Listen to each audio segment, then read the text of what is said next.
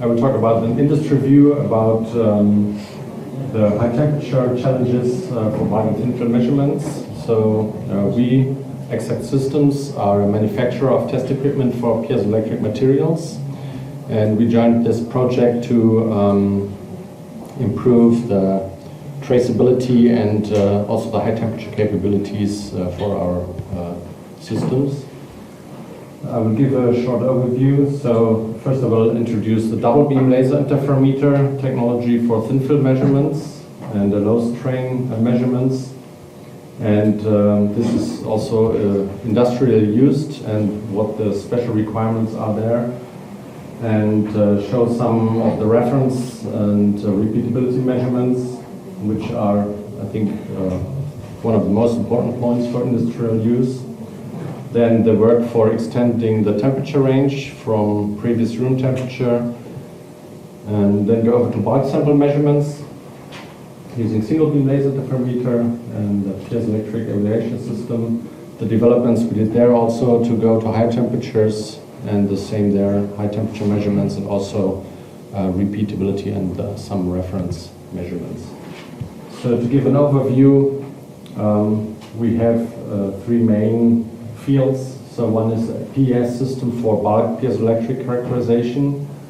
Then we have a piezoelectric transducer test bench called system, which is also used for multi-layer actuators where you can apply forces. And third is thin film measurements. One is for in-plane coefficients and the D33 effective coefficients, which I will introduce now. So I think we've seen this before. Just to summarize, we measure the indirect piezoelectric coefficient by applying a voltage and measure the strain. So this is, well, somehow straightforward for bulk materials. So we just measure the strain by a laser interferometer. And if we go over to thin films, we have additional issues. So the difference here is that we have a substrate where the piezoelectric material is put on. So the substrate will clamp actually our piezoelectric material, and this will give us a different coefficient because it blocks the lateral motion. So the effective D33 or the effective strain that we measure on the film is reduced by this clamping. And can we get of this one?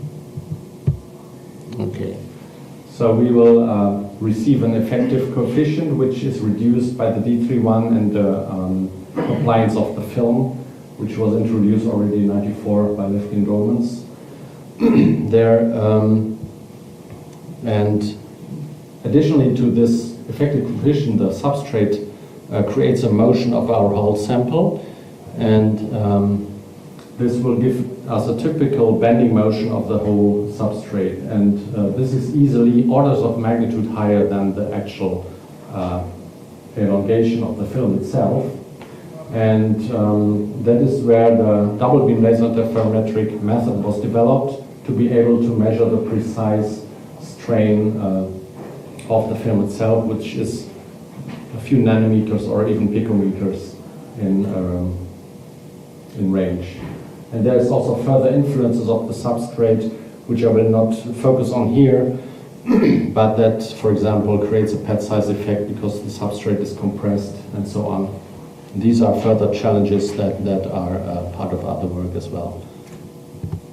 So the principle here, we already have seen two types of interferometers. This is a Mach-10 interferometer, so we have a measurement beam that comes from a stabilized laser source, goes on the top of the sample, then is directed to the bottom of the sample and interfered with the reference beam, and then we get the difference between the top and bottom motion, so the elongation of the sample in between the two beams. So basically we have a point measurement, but it measures the point on top and bottom, so we exclude the sample bending. And so this, in terms of industry use, this is used for, or desire to be able to measure on wafer level. So we need a very high repeatability. It's probably more important than the absolute precision, because you want to monitor what your wafer to wafer change, for example, is, or your distribution across a wafer if you produce a thin film. And what we typically use is a quartz crystal for verifying the measurement. And this has been used already in the beginning to monitor the performance and the resolution of the interferometer. So we have around 2.2 picometers per volt. And this is how we can check the resolution of the system. So we can go down below picometers system resolution. Maybe what I could show also, this is the repeatability. So usually we take a couple of quartz measurements to monitor the stability of the system. And this is data we took from an industrial system over, for example, 16 months, and we still way below 0.5% of repeatability in the measurement. But still the absolute value is of interest, and that's why we want to have a consortium where we can develop a standard. Because even for quartz, it's not 100% sure value and what it depends upon. So this is a typical wafer distribution. So this is a D33F of a piezoelectric PZT film, and the desire is to have a very high repeatability and precision across the whole surface. Now, the challenge is to do this under temperature because we have a quite long beam, and as you heard already, that the refractive index of air changes has a lot of influence, and that's why we have made a very small volume, and this allows us for manual measurements on small pieces that can be heated, and to do this under temperature as well. And just a rough calculation in 2 centimeters of hot air, a 1 degree change already generates 8 nanometers of deflection, which you would virtually see. So that means you would have to maintain a stable temperature. And what I could mention, this interferometer is a working point stabilized interferometer. So as you saw the sine waves before, we pick the center, and the beams, the interference pattern is kept stable, and then we just monitor the deflection out of this working point, which is kind of linearizing our phase, and but it limits also the maximum deflection that you can measure to a fraction of the wavelength. But for a typical PZT film, it's like 5 nanometers in this order of magnitude. So we have developed within the project to go up to 600 degrees C in this stage, and also being able to cool down in this environment. So for a reference, on one hand we took the quartz, which I'll show later, and we take aluminum nitride films because this is a stable material. It does not show a ferroelectric behavior, but a piezoelectric behavior, which is rather low, around 5 picometers per volt.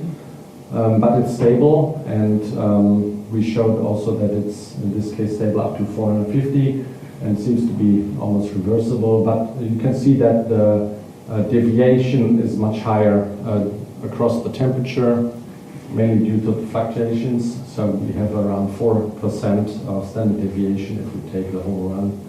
But this means 0.2 picometers per volt of standard deviation, which allows us now to monitor thin film behavior to high temperatures, and this is something really new and useful also for PZT characterization. So some effort was taken into the temperature calibration, as we also have seen before, and we took already a commercial stage, and we're also surprised that there's a huge difference between your actual heater stage temperature and the sample. So we took mercury and steel as two materials which have about a factor of 10 different thermal conductivity, but still they are within, let's say, 5 degrees. And if we fit this to get the sample temperature, we can get a deviation of around 1.5 Kelvin plus minus across heating and cooling cycles up to 600 degrees C. So this is the first results we did on PZT. thin films, and what you can nicely see is so the dashed line here is the normal electrical hysteresis at room temperature, and the dashed line here, this is the butterfly loop. And at high temperatures, our electrical values are mainly influenced by leakage currents, and that means we can't really trace the polarization. Of course, this is also frequency dependent, but we can still see that the deflection or the piezoelectric activity is still quite high. It's still about 3/4 of the room temperature value, and this is measured at 400 degrees C. So this seems to be quite a good material in this case, and this is the small signal. So this is using just a triangular excitation, similar as you showed, averaging, like say, like 100 loops. And this is the small signal, so where we apply AC signal and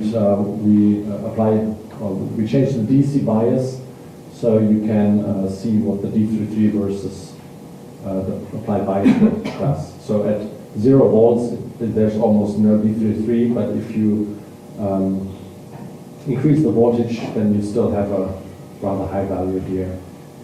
And the capacitance is drawn in red here, so there's similar behavior. And this was PZT? And yeah, this was PZT. And 400 degrees, and you still have... Yes. How come? Good question. It's not our material, but I don't know exactly the composition. But maybe it's just the difference in temperature measurement. This is 50 degrees that you have between your measured sample. No? Okay. It's calibrated, right? Yes.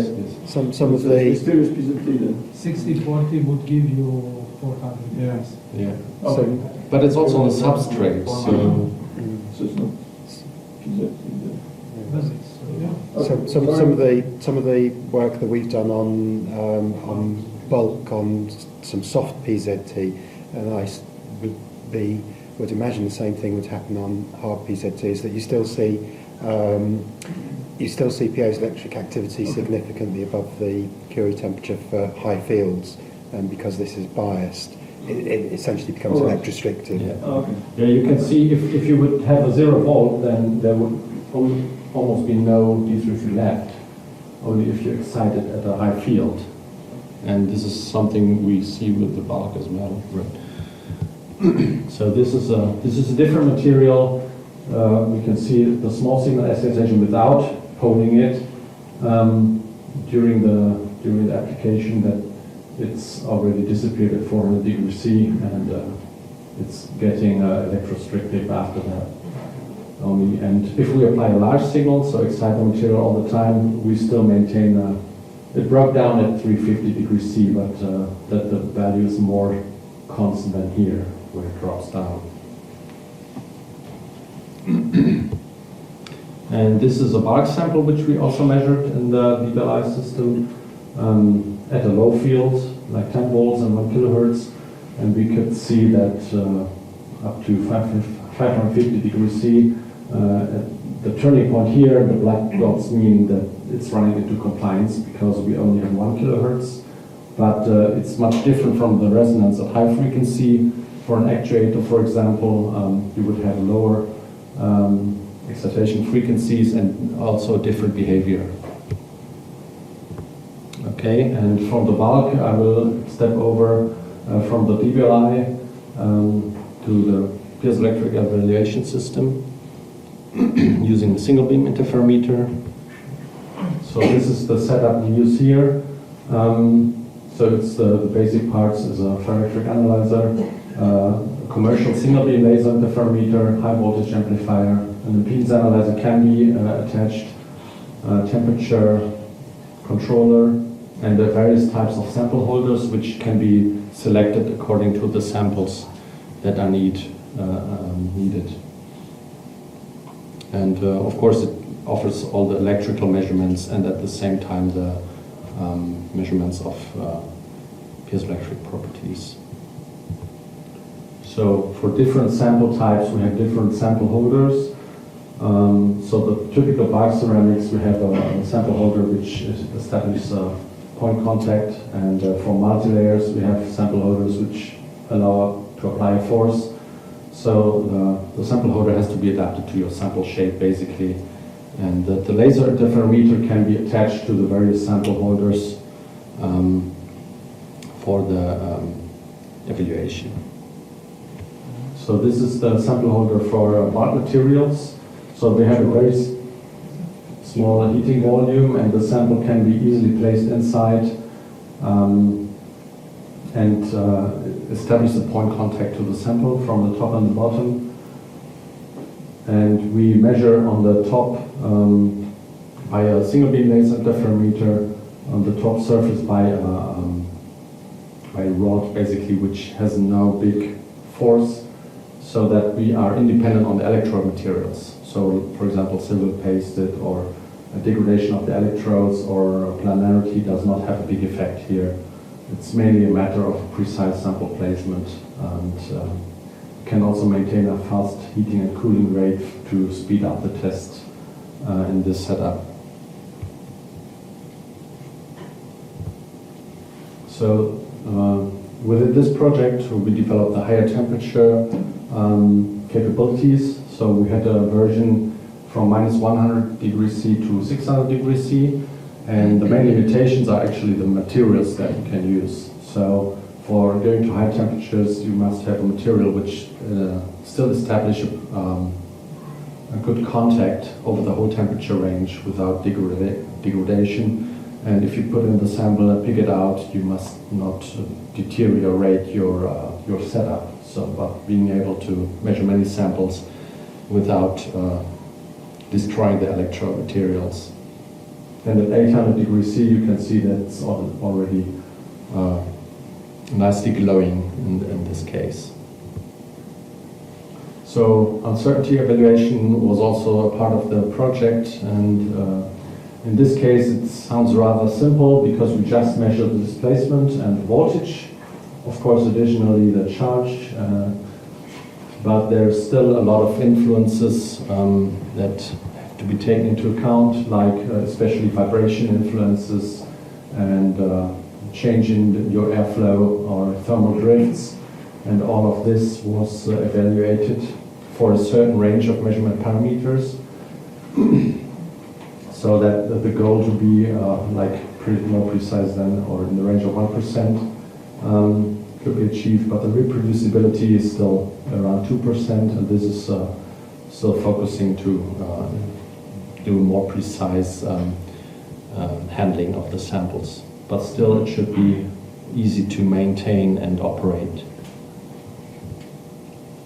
So this is a typical small signal measurement, as I showed before. So we apply DC steps with a superimposed AC field, but at a usually much lower frequency as in the resonance case. And then you can see the DC bias dependency of your D33. And in the resonance measurement, you would only see the 0 volt point unless you apply, have a special circuitry to be able to apply that DC bias.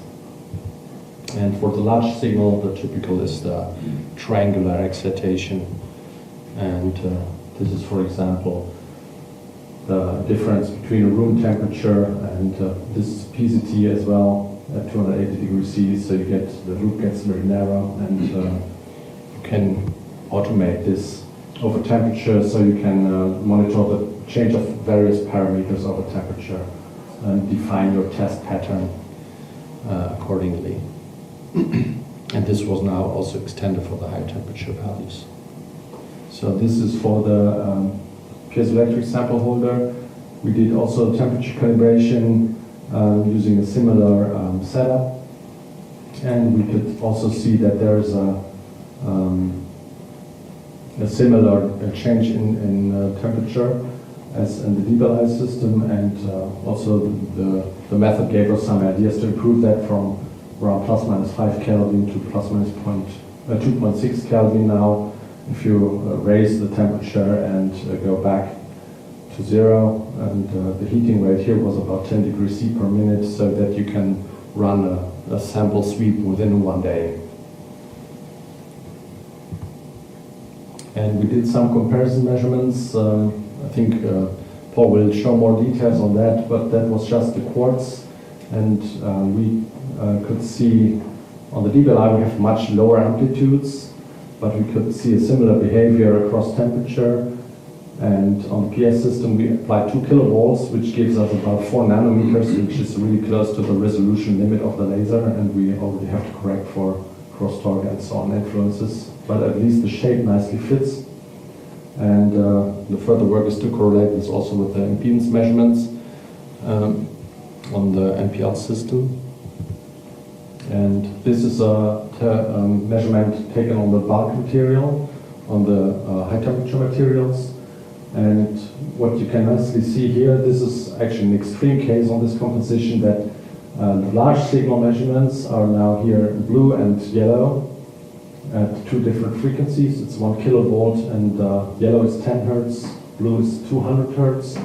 And we can see at the high temperature that the large signal, which comes from a triangular excitation, is actually much bigger than your small signal, which is shown here in green, which is still 100 volts, so it's not really small, but we can see much different behavior. I think Paul, you will explain the process to explain the behavior, but this also shows that it's very different whether you do resonance analysis or apply large signal, for example, if you want to use the materials for actuation at high temperatures. So that means both kinds of characterizations are needed. And maybe to mention that at the high temperature here, it runs into current compliance, so the drop could be even less pronounced if we drive more power into the sample. And this is the individual displacement graphs. So you can see at lower temperatures, the displacement starts to grow with temperature, and at high temperatures you can see the shape is changing, so you have something going on the material. And for even higher temperatures, for example the green loop, it's going down again, but this is also limited because the current is not high enough. And at the same time we monitor the current so we can get the resistivity. So in the range of 5 to 10 kilo ohms of the sample, we are not able to. It's limited to 20 milliamps, depends on the amplifier, of course. So you can see that the voltage goes down because the sample is really highly resistive, but you still can measure the displacement. But of course, it's a different condition in that case.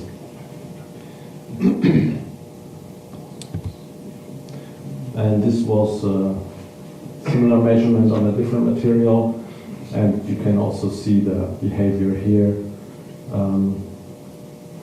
Large signal behavior of 2 different applied voltages, or bipolar and unipolar case, which show a drop earlier. And the resistivity is plotted here, going from mega ohm range to a few kilo ohms. This is also a challenge. So you need a really big amplifier if you would like to drive the samples up, or very tiny pieces. This is the alternative. And this is just one slide, the resonance measurements. So we did also some resonance measurements in the same sample holder, so that you can compare resonance and large signal measurements within one setup. And it nicely agrees with the free mounted sample and in the sample holder. But so far it's only for the in-plane modes. Because of the contacting, it will have an influence on your D33 in that case. So it's used for D31 and KP measurements. So yeah, this is the lab we use, and the last workshop here shows a picture of the round, and this was done at Exeg in Aachen. So we also do some custom characterization, for example, and it's also very good to have this consortium to develop the traceability of these systems. Thank you very much.